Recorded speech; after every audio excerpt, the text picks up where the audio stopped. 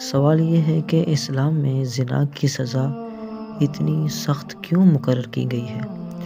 علماء کرام اور مفتیان کرام نے اس کا جواب دیا، زنا کی حد کی طرح جتنے بھی اور حدیں مقرر کی گئی ہیں، جیسے چوری کی سزا، تہمت کی سزا وغیرہ، اس قسم کے احکامات اسلام کی خصوصیت ہے کہ جن سے زنا کا دروازہ ہی بند ہو جاتا ہے، ظلم کا دروازہ ہی بند ہو جاتا ہے۔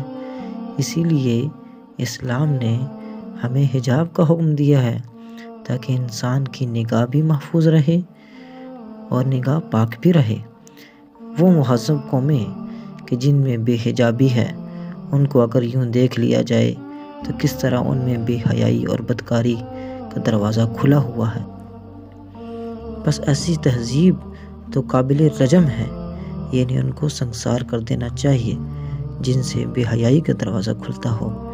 اللہ تعالی ہم سب کی حفاظت فرمائے۔